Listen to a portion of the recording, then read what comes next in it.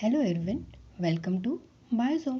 आज हम बात करने वाले हैं माइक्रोबियल कल्चर कलेक्शन और मेंटेनेंस के बारे में कि क्या होता है माइक्रोबियल कल्चर कलेक्शन, क्यों किया जाता है और कैसे इसे मेंटेन रखा जाता है। तो चलिए हम शुरू करते हैं।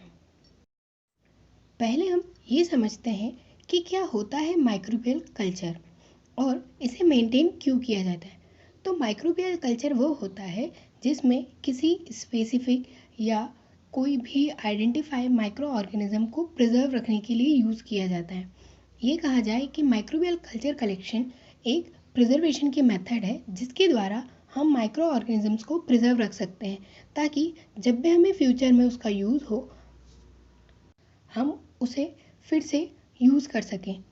ये बात तो आप सभी जानते हैं कि माइक्रोब्स की लाइफ यदि हम आर्टिफिशियल मीडिया पे ग्रो कराएं तो बहुत कम होती है और उसे हर बार हमें फिर नेचुरल सोर्स से आइसोलेट करना पड़ता है।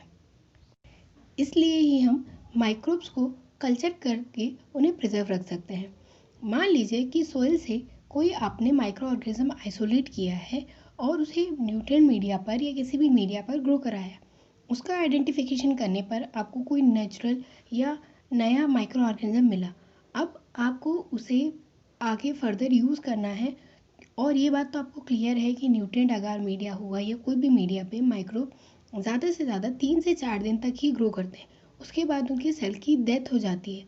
तो उसे फर्दर हम आगे तक यूज़ कर सकें, इसलिए अलग अलग कल्चर कलेक्शन किए जाते हैं। साथ ही इन कल्चर्स को मेंटेन किया जाता है जिससे हम जब भी उसकी आवश्यकता पड़े तो हमें फिर से सॉइल से आइसोलेट ना करना पड़े। साथ ही आइसोलेशन से लगाकर वापस आइडेंटिफिकेशन तक की प्रोसीजर बहुत लंबी हो जाती है, इसीलिए कल्चर कलेक्शन किया जाता है। अभी तक जितने भी नॉन माइक्रो ऑर्गेनिज्म हैं उनके कल्चर जो कि ऑलरेडी प्रिजर्व फॉर्म में है, हम चाहें तो कोई भी microbial culture in culture collection centre से मंगवा सकते हैं। इनके पास अलग अलग टाइप के माइक्रोबियल कल्चर प्रेजेंट होते हैं जो कि डिफरेंट डिफरेंट फॉर्म में हमें सप्लाई कर सकते हैं और इसके ही थ्रू हम हमारे फर्दर जो भी हमारे एक्सपेरिमेंट्स हैं जो कि उन माइक्रो ऑर्गेनिज्म से होने वाले हैं उनसे हम कर सकते हैं। फॉर एग्जांपल के लिए यदि हमें मिल्क से कोई सैंपल बनाना है तो हम लैक्टोबैसिलस का आइसोलेशन करने की बजाय लैक्टोबैसिलस का कल्चर मंगवा सकते हैं और उससे एक्सपेरिमेंट लगा सकते हैं। इसीलिए कल्चर कलेक्शन किया जाता है और माइक्रोबियल कल्चर को मेंटेन किया जाता है। अब इसकी डिफरेंट डिफरेंट प्रोसीजर्स होती है, तो चलिए शुरू करते हैं। माइक्रोब्स को प्रिजर्व रखने के लिए और उनको लॉन्ग टर्म के लिए यूज़फुल बनाने के लिए उनका कल्चर कलेक्शन किया जाता है, यानी उन्हें मीडिया के साथ या किसी कंपोनेंट के साथ रखा जाता है, ताकि जब भी उनका एक्सपेरिमेंटल यूज़ होना हो या फ्यूचर में उनका जब भी उनकी नीड हो, उनकी रिक्वायरमेंट हो, तब हम उन्हें फिर से कल्चर कराकर ग्रो करा सकें और हमारे एक्सपेरिमेंट को आगे बढ़ा सकें। अब इन कल्चर को कलेक्ट करने के लिए या इन कल्चर को मेंटेन करने के लिए हम बहुत सारी जो मेथड्स हैं उनके बारे में आज बात करेंगे। तो मैं एक एक मेथड्स का पहले नाम डिस्क्राइब करती हूँ, फिर उसके बारे में हम डिस्कशन करेंगे। सबसे पहली मेथड होती है periodic transfer into fresh media, जिसे हम रिकल्चरेशन भी कहते हैं। फिर आती है रेफ्रिजरेशन की प्रोसीजर और फिर आती है पैराफिन प्रोसीजर। फिर मिनरल ऑयल्स का यूज़ किया जाता है। एक होती है क्रायो प्रिजर्वेशन और लायोफिलाइजेशन जैसी मेथड्स, और कुछ होती है सेडिमेंटेशन मेथड्स और स्लांट और स्टेप बनाने जैसे मेथड। ये कुछ मेथड्स हैं जिनका यूज़ कल्चर को कलेक्ट करने के लिए किया जाता है। साथ ही इनसे कल्चर को मेंटेन भी रखा जाता है। यदि हमने कल्चर कलेक्ट कर लिया और वो मेंटेन नहीं रहा, यानी कोई कंटामिनेशन उसके अंतर्गत आ गया, तो हमारा कल्चर जो है वो कभी भी प्रिजर्व फॉर्म में नहीं रह पाएगा, हमें प्योर आइसोलेट्स नहीं मिलेंगे। तो हमें उसे कल्चर को कलेक्ट करने के साथ साथ, प्रिजर्व करने के साथ साथ उसे मेंटेन भी करना होता है, ताकि जो हमारा प्योर आइसोलेट है हमें प्योर फॉर्म में ही मिले, कोई भी उसमें कंटामिनेशन नहीं मिले। इसलिए इन मेथड्स का यूज़ किया जाता है। तो पहले आती है रिकल्चरेशन की मेथड, या जिसे हम periodic transfer to fresh media भी कहते हैं। इस मेथड में यदि हमने कोई कल्चर ग्रो कराया है तो उसे पीरियडिकली, यानी कि कुछ टाइम के ड्यूरेशन में न्यू फ्रेश मीडिया में ट्रांसफ़र करना होता है। जैसे ही उस ऑर्गेनिज्म को या उस माइक्रोबियल कल्चर को फ्रेश मीडिया में ट्रांसफ़र किया जाता है तो मीडिया के न्यूट्रिएंट्स को वो अपटेक करके अपनी ग्रोथ फिर से शुरू कर देता है, जिससे माइक्रोब्स की डेथ नहीं होती। स्पेशली ये बैक्टीरिया और फंगल सेल्स के लिए किया जाता है ताकि उनका कंटिन्यू ट्रांसफ़र करने से उनकी ग्रोथ बनी रहे। साथ ही इस मेथड में ये भी किया जाता है कि कम अमाउंट वाले कल्चर को लार्ज अमाउंट में ट्रांसफ़र किया जा सके ताकि उसकी ग्रोथ ज़्यादा हो। फॉर एग्ज़ाम्पल, यदि हमारे पास 5 ml कल्चर ब्रॉथ है तो उसे हम 50 ml कल्चर में फिर ट्रांसफ़र कर देते हैं। वैसे तो इस कल्चर ट्रांसफ़र का यूज़ हम फर्मेंटेशन की कुछ प्रोसीजर्स में भी करते हैं ताकि लार्ज अमाउंट में हमें ग्रोथ माइक्रोब्स की प्राप्त हो और उनसे जो भी प्रोडक्ट हमें मिलना है वो हमें अच्छा सा गेन हो। तो ये पीरियोडिक ट्रांसफ़र होता है। अब इसका एडवांटेजेस ये होता है कि इसमें कंटिन्यू लाइव फॉर्म में माइक्रो ऑर्गेनिज्म रहता है और हमें जब भी रिक्वायरमेंट है हम उससे आइसोलेट कर सकते हैं, यानी हमें फिर से उसे कल्चर नहीं करना पड़ता, क्योंकि ये प्रोसीजर जैसे सीरियल चलता है एपिसोड बाय एपिसोड, ये ट्रांसफ़र भी एपिसोड बाय एपिसोड होता है, यानी कि 3 डेज़ या 4 डेज़ का ड्यूरेशन में फिर से इसे नए मीडिया में ट्रांसफ़र किया जाता है, जिससे हमें इस ड्यूरेशन के बीच में यदि कोई एक्सपेरिमेंट लगाना हो तो हम आसानी से कर सकते हैं। बट इसके कुछ डिसएडवांटेजेस भी हैं। इसके डिसएडवांटेजेस ये है कि यदि हम कंटिन्यू ट्रांसफ़र करते हैं तो इस बीच में यदि हमारी थोड़ी सी भी मिसप्लेसमेंट हो जाए या कुछ दिक्कत हो जाए तो इसमें कंटामिनेशन के चांस बढ़ सकते हैं। और दूसरी चीज़ ये कि इसे कुछ टाइम के ड्यूरेशन में ही कंटिन्यू कल्चर करना होता है, यानी एक के बाद कुछ टाइम ड्यूरेशन में कल्चर करना होता है। तो ये प्रोसीजर लॉन्ग टाइम के लिए नहीं होती। हम वेट नहीं कर सकते कि 7 या 8 डेज़ के बाद हम फिर से कल्चर करें, तो इसका ये भी डिसएडवांटेजेस है। नेक्स्ट मेथड है रेफ्रिजरेशन। रेफ्रिजरेशन वो मेथड है जिसमें कूलिंग टेम्परेचर देकर या टेम्परेचर डाउन करके माइक्रोब्स का कल्चर किया जाता है। ये मेथड में डायरेक्ट किसी मीडिया में जो कल्चर ग्रो है और उसकी अच्छी सी ग्रोथ हो गई है तो उसे कवर और पैक करके रेफ्रिजरेशन के लिए रखा जाता है, जिससे हम उस माइक्रोब्स की जो एक्टिविटी है, एंजाइम एक्टिविटी, वो बहुत स्लो हो जाती है, जिसके कारण वह पूरे मीडिया का यूज़ नहीं कर पाता है और अपनी ग्रोथ नहीं कर पाता। बाद में जब उसे किसी फ्रेश मीडिया में ट्रांसफ़र किया जाता है तो वह फिर से ग्रो कर लेता है। अब इसका एडवांटेजेस ये है कि इससे हम कम टाइम में भी प्रिजर्वेशन कर सकते हैं और ये कम प्लेस घेरता है, यानी कि आप एक ट्यूब में भी इसे सस्पेंशन करके बनाकर प्रिजर्व कर सकते हैं और ये कम से कम 2 to 3 वीक्स या 1 मंथ के लिए चलता है। वहीं इसका डिसएडवांटेजेस ये हैं कि यदि माइक्रोबियल ग्रोथ स्टॉप नहीं हुई या कोई हमारे साइक्रोफिलिक माइक्रो ऑर्गेनिज्म हुए जो कि लो टेम्परेचर पर ग्रो करते हैं, तो वो इस टेम्परेचर पर आसानी से ग्रो कर जाते हैं और मीडिया का पूरा यूटिलाइजेशन करके डेथ हो जाते हैं। तो इसका ये भी डिसएडवांटेजेस है कि हम इसमें केवल मीज़ोफिलिक और थर्मोफिलिक जो माइक्रो ऑर्गेनिज्म हैं जो कि हाई टेम्परेचर पर ग्रो करते हैं, उसी का कल्चर हम कलेक्ट कर सकते हैं और उसी को हम मेंटेन रख सकते हैं। साइक्रोफिल्स को हम मेंटेन नहीं रख सकते। हमारी नेक्स्ट मेथड है पैराफिन मेथड। पैराफिन एक हाइड्रोकार्बन है जो कि वैक्स की तरह ही प्रेजेंट होता है। ये लिक्विड फॉर्म में भी प्रेजेंट होता है और सेमी सॉलिड फॉर्म में भी प्रेजेंट होता है। जैसे ही वैक्स प्रेजेंट होता है वैसे ही एज इट इज ये भी प्रेजेंट होता है। इसका यूज़ कवरिंग के लिए किया जाता है और इसे हम न्यूट्रिएंट अगार या कहा जाए अगार पर और ब्रॉथ दोनों के कल्चर ट्यूब्स पर यूज़ कर सकते हैं, यानी कि हम ब्रॉथ को अच्छे से इससे भी कवर कर सकते हैं और अगार प्लेट को भी कवर कर सकते हैं। अब पैराफिन जो है अगार प्लेट के लिए टेप के फॉर्म में प्रेजेंट होता है, यानी कि पैराफिन लिक्विड को एक पेपर पर या कहा जाए एक स्टिकी टेप पर पूरी तरह से कवर कर दिया जाता है, जिससे हम प्लेट को आसानी से रैप कर सकें। वहीं ब्रॉथ के लिए लिक्विड भी होता है ताकि आपका जो ब्रॉथ है उसके सरफेस पर हम माउथ पर डालें और वो एक पूरा एक लेयर बना ले। अब ये जो पैराफिन होता है वो इंटरनल इन्वायरमेंट और एक्सटर्नल इन्वायरमेंट के बीच में एक बैरियर का काम करता है। इंटरनल इन्वायरमेंट से मतलब हमारे मीडिया से है, ताकि इससे कोई भी चीज़ बाहर ना जा सके और एक्सटर्नल इन्वायरमेंट से कोई भी चीज़ अंदर ना आ सके, जिसकी वजह से यह पूरी तरह से एक बैरियर का काम करता है और माइक्रोबियल कल्चर को कलेक्ट करके रखता है। अब इसका एडवांटेजेस ये है कि ये कॉस्टली नहीं होता और इससे हम प्लेट यानी ब्रॉथ और अगार दोनों का प्रिजर्वेशन करते हैं।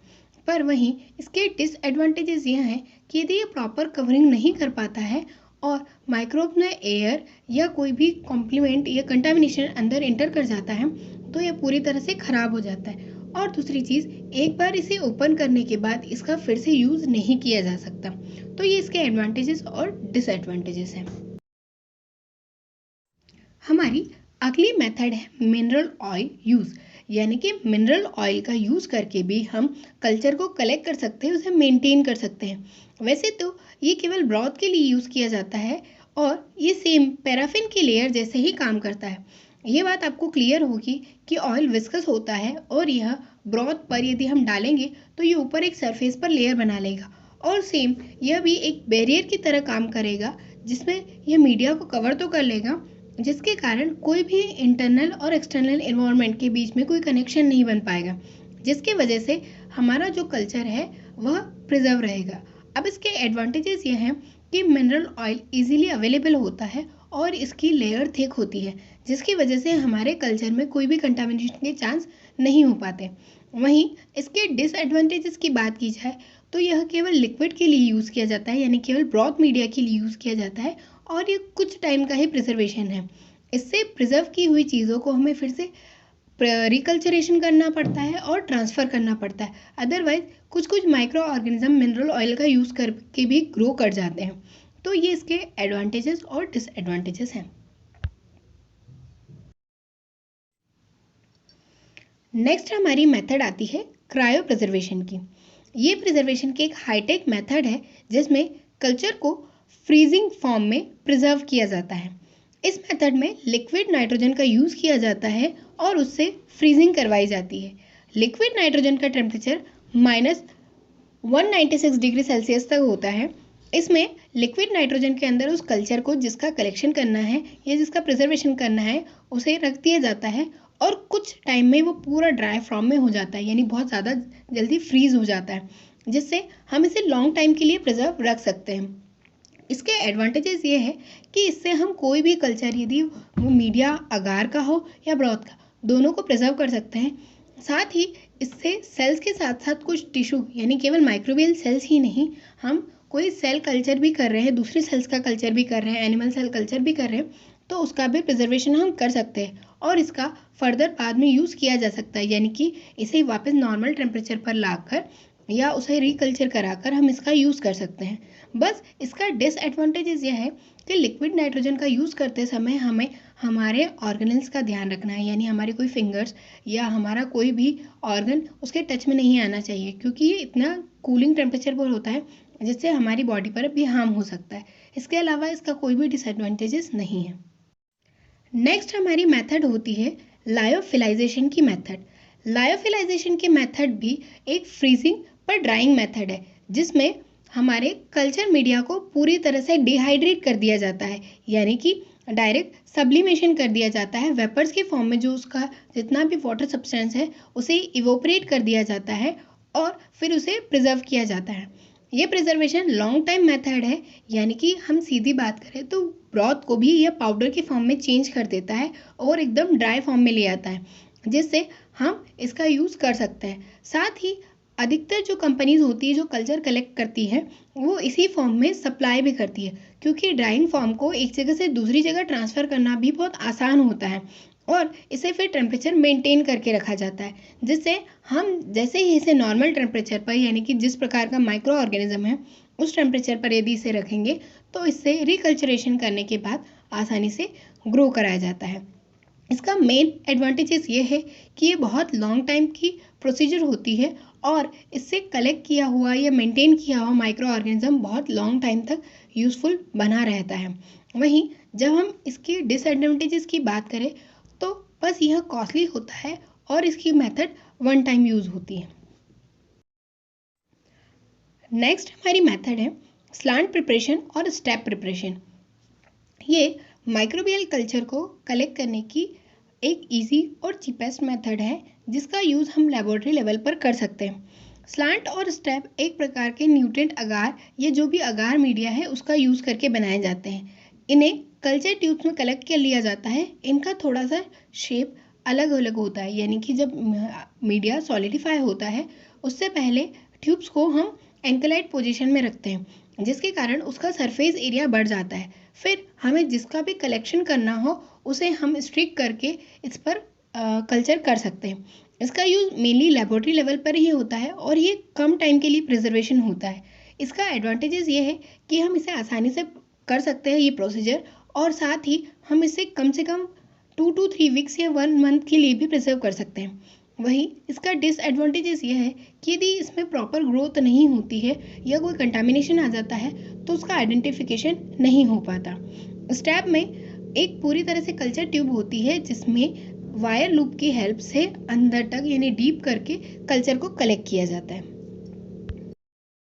कल्चर कलेक्शन की जितनी भी मेथड्स हैं उनका जब हम मेंटेनेंस करते हैं तो उसमें इस चीज़ का ध्यान रखा जाता है कि किस प्रकार का बैक्टीरिया है या किस प्रकार का माइक्रो ऑर्गेनिज्म है, यानी कि टेम्परेचर का ध्यान रखा जाना, पीएच का ध्यान रखा जाना, एरोबिक है एनारोबिक है, यानी जो जो रिक्वायरमेंट माइक्रोबियल ग्रोथ के लिए है उन सारी चीज़ों का ध्यान रखकर ही कल्चर को कलेक्ट किया जाता है और फिर उसे मेंटेन किया जाता है। जैसे कुछ थर्मोफिलिक माइक्रो ऑर्गेनिज्म होते हैं, इसीलिए उन्हें कम टेम्परेचर पर रखा जाता है। वहीं मीज़ोफिलिक को भी लो टेम्परेचर पर रख सकते हैं।